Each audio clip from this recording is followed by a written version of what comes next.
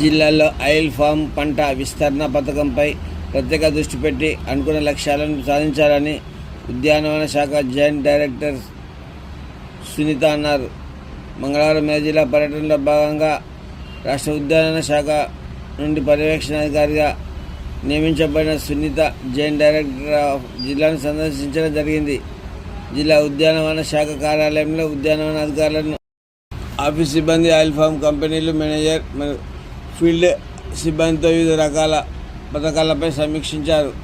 సందర్భంగా joint director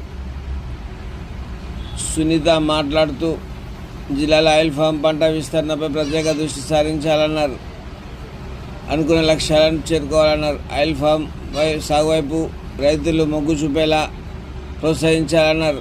నూతన జిల్లా వ్యవసాయ అధికారిగా దేవకుమార్, జిల్లా ఉద్యాన వనాధికారి ప్రతాప్ సింగ్, వ్యవసాయ అధికారులు, ఉద్యానవన అధికారులు, leave farm resource company manager Krishna, office సిబ్బంది తదితరులు పాల్గొన్నారు.